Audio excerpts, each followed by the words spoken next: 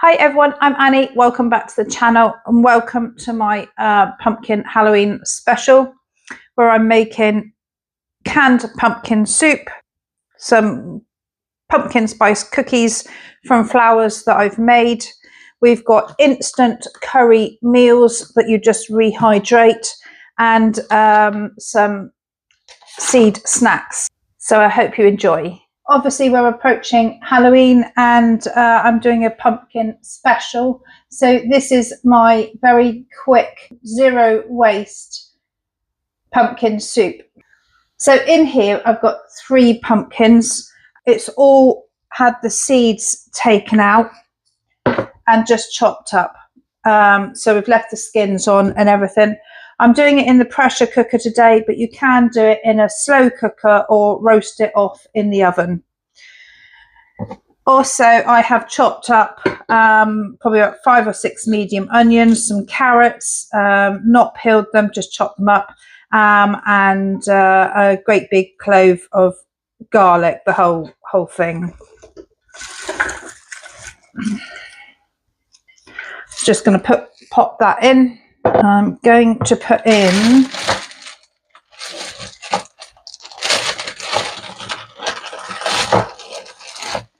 I've got 3 of my homemade vegetable bouillon cubes. I'm not going to be adding any seasoning at this point because this has got quite a lot of salt in it anyway. And I'm not only making a soup, but I'm going to make concentrated soup powder so that it can be rehydrated very quickly at any point.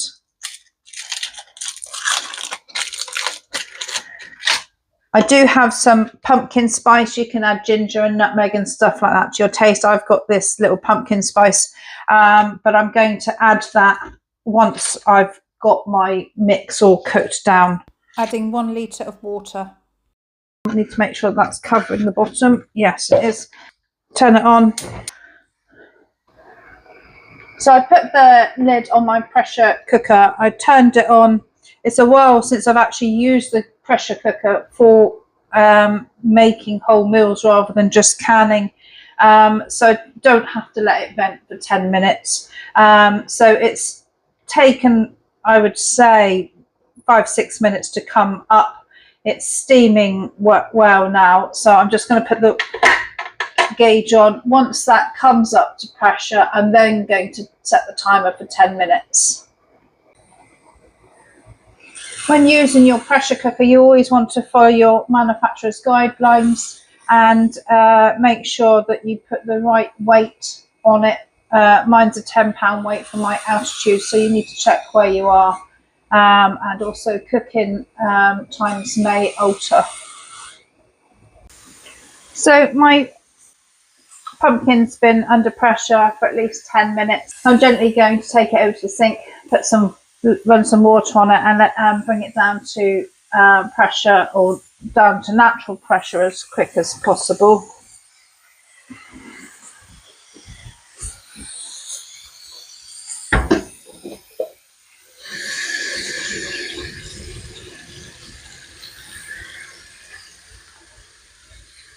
But obviously follow your manufacturer's guidance.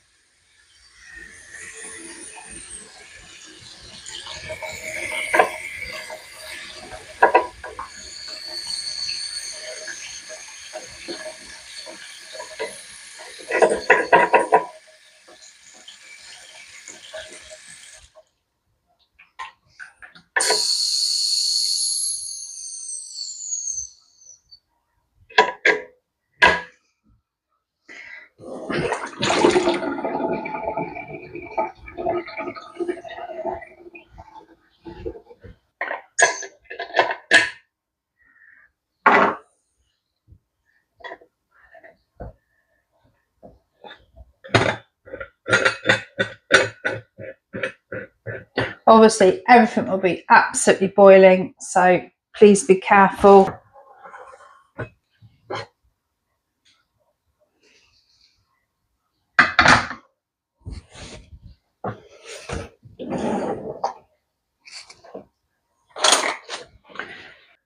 So everything should be nicely cooked.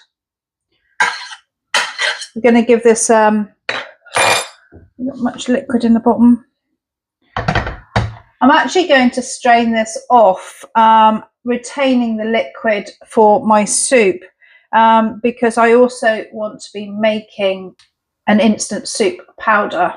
So I don't want too much liquid in that.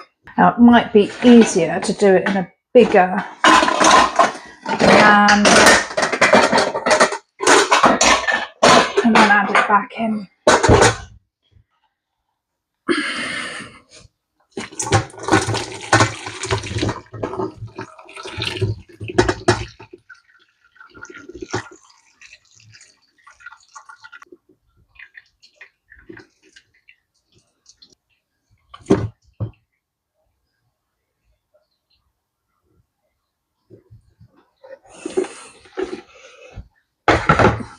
Lovely.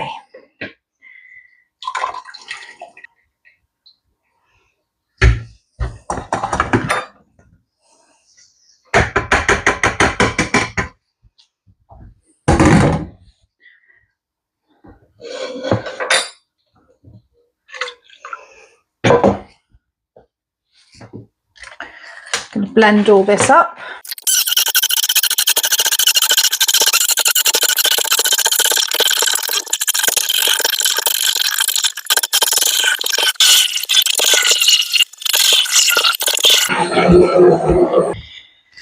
Right, we're going to add some seasoning and stuff to this.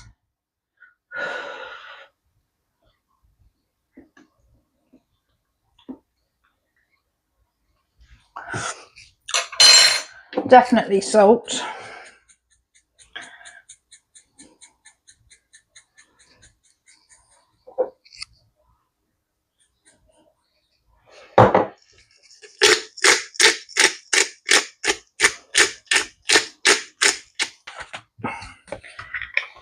Got a good squirt of ginger. There's quite a bit of liquid in here, so it's not I would probably say I put about a good tablespoon in there.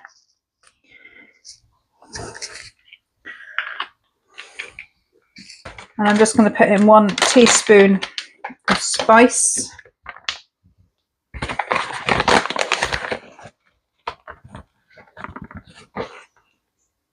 And put a heaped teaspoon in. Give it a bit more of a blend.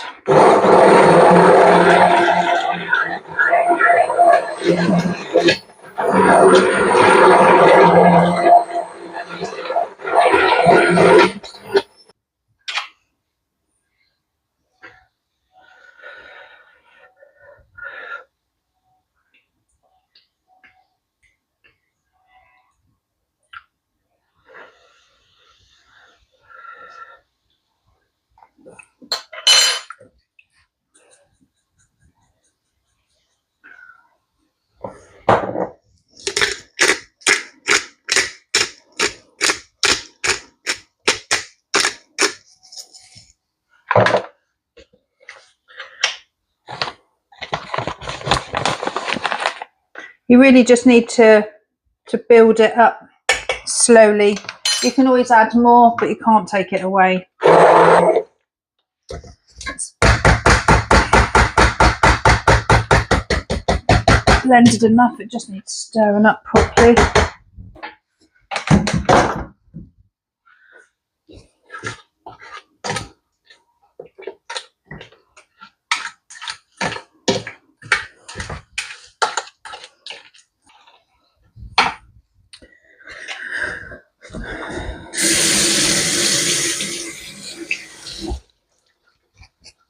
Right.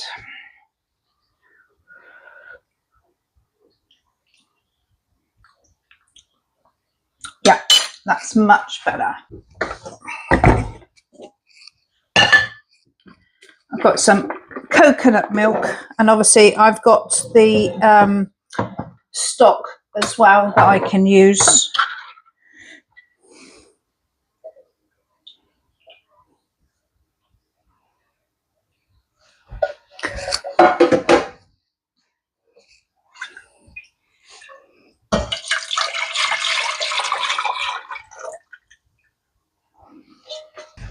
And then in goes our puree.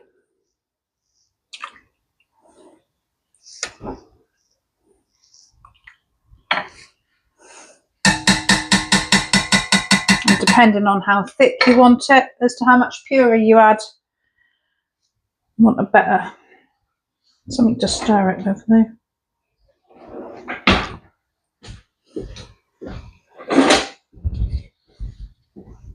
Let's turn that on.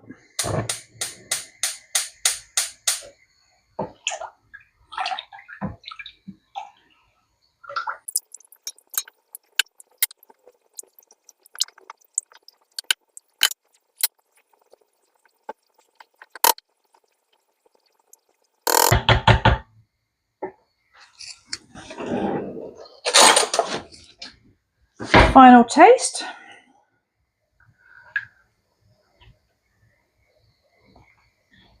Very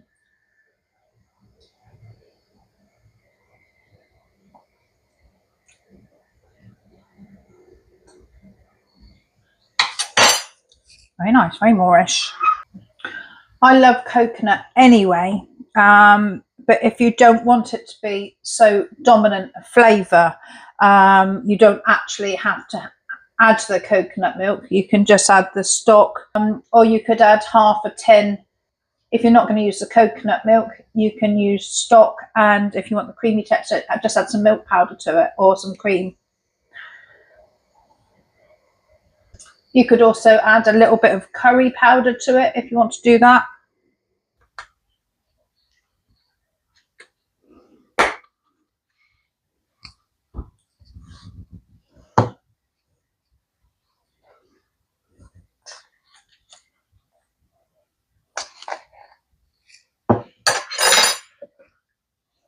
So I'm just going to add a little, I've just added a little tiny bit of curry. And that is our soup. We can now just serve it for dinner, can it up. So you've got it on the shelf ready, which I might well do some of that. So after making my soup, I've obviously got a load of soup base ready. But what I'm going to do is I am going to make this a bit different. I'm going to cook up some rice and dehydrate the rice, and also dehydrate this pumpkin mix. But I am going to give it a more of a curry flavour. So I'm going to put in good glass of curry, and then we'll give it a taste in a minute. Oh, going everywhere.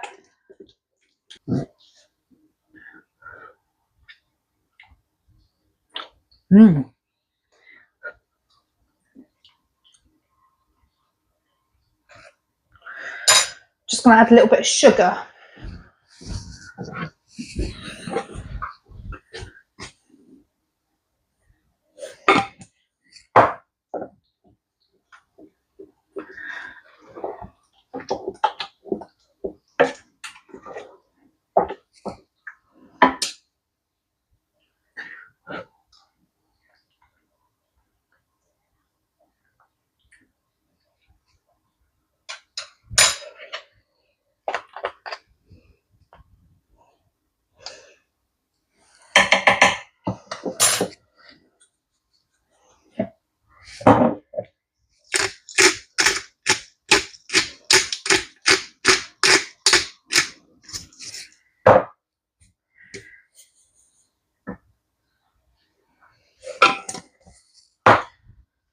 So I need this to taste right before I do anything, you know, absolutely perfect, because all we're going to be doing once it's dehydrated is just rehydrating it with water. So this is just a really concentrated mix, and then we'll dehydrate it, make it into a powder. And like I say, I shall cook some rice and dehydrate that so it can all go in together, so that when we rehydrate it, we're just literally adding water to it.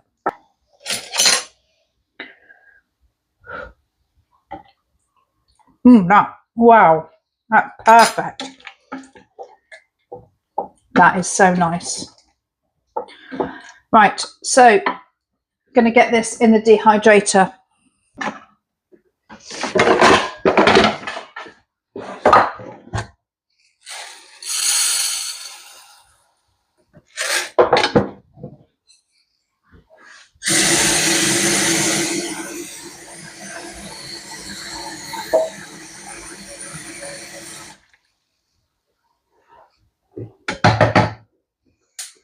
Right, so my rice is on cooking. So I'm going to load my puree onto the trays.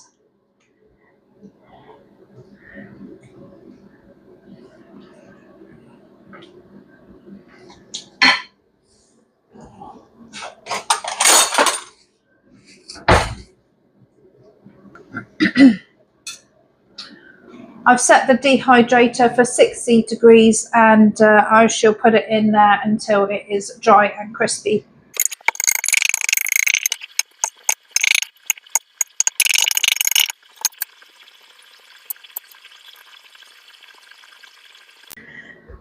My rice is ready. I'm just going to strain it off and rinse it through with a bit of cold water so it's not too hot to handle. And we're just going to spread the rice, the cooked rice, out on the tray.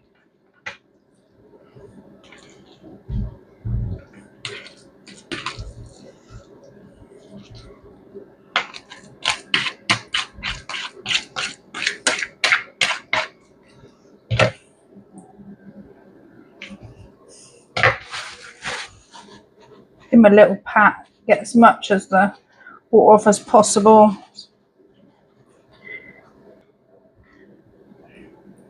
So just going to pop that in with the rest of the pumpkin mix. This is the rice and the pumpkin mix when it's all fully dehydrated. The rice is hard and crispy, and obviously you can see this. It never ceases to amaze me how little this goes down to. So I'm going to get all this off of here and get it ground up, bearing in mind each tray was 2 ladlefuls of pumpkin puree mix. I blended it all down to a powder. It wasn't quite dry, so I was doing some baking this morning, so I have just literally broke this right down so there was no lumps left in that. Spread that out in the tray and I popped it back in on a low oven for about 45 minutes until I was happy that it was totally dry. So I have decided to split this evenly into 5 portions. That will either give me 10 soups or 5 main meals.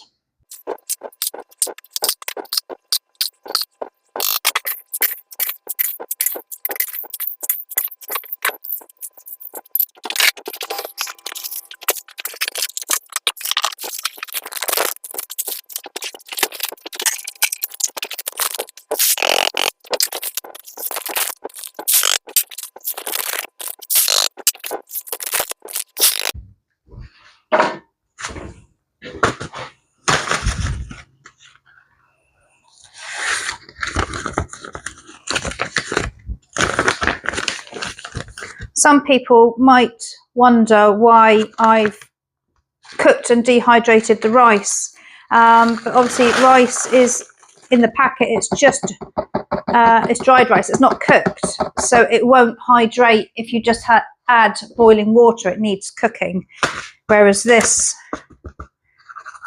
doesn't need cooking.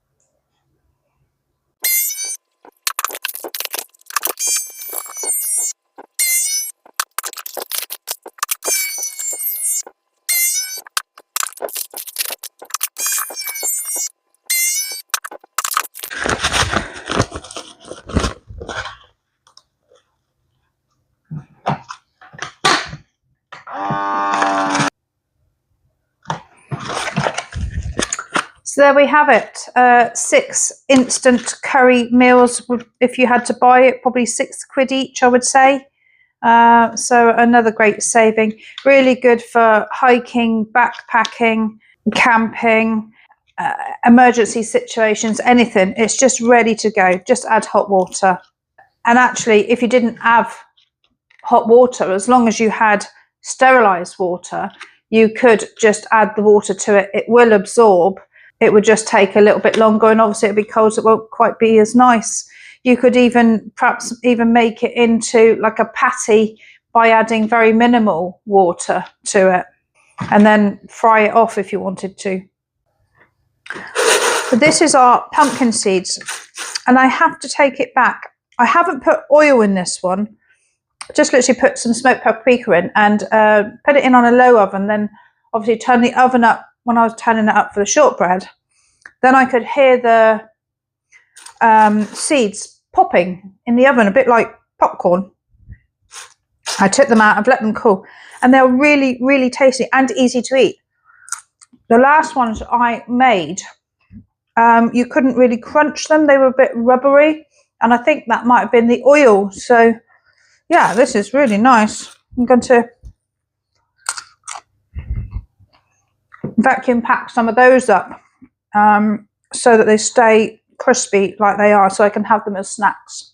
I was originally going to grind them down to powder and add back into the soups and stuff, but they turned out really well, so I have vacuum packed them so that I can have them as a proper snack.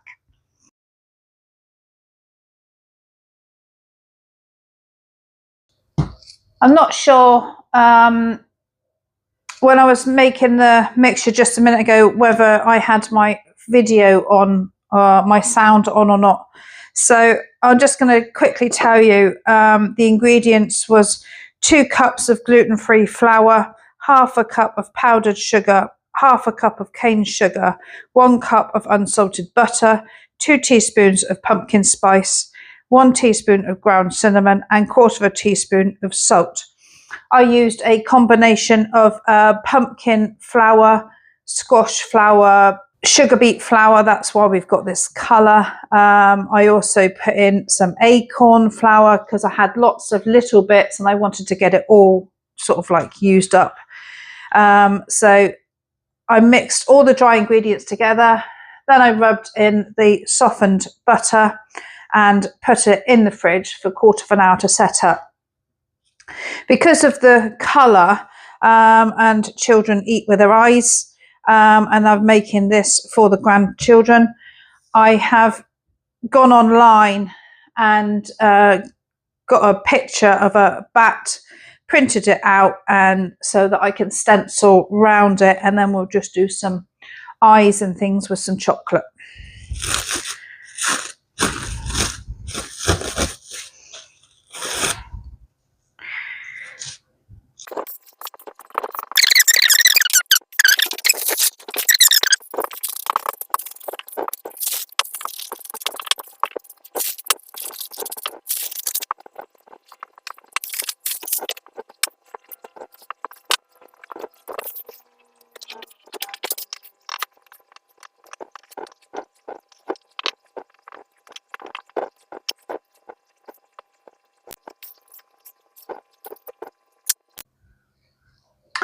I've set the oven for 230 degrees Fahrenheit, and then once these go in the oven, you turn it down to 300.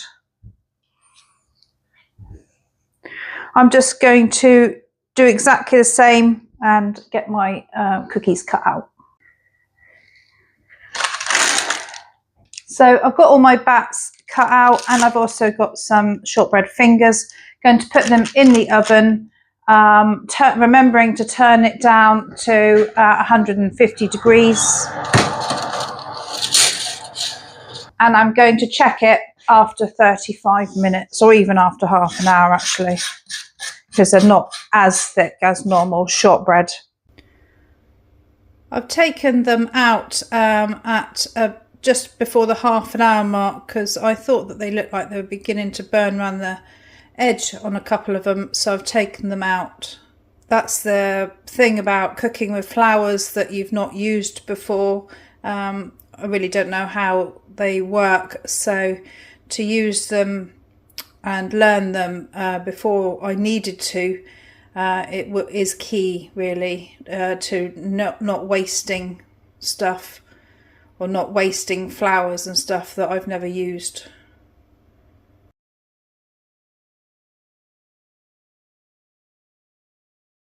I was really pleased with the way everything turned out.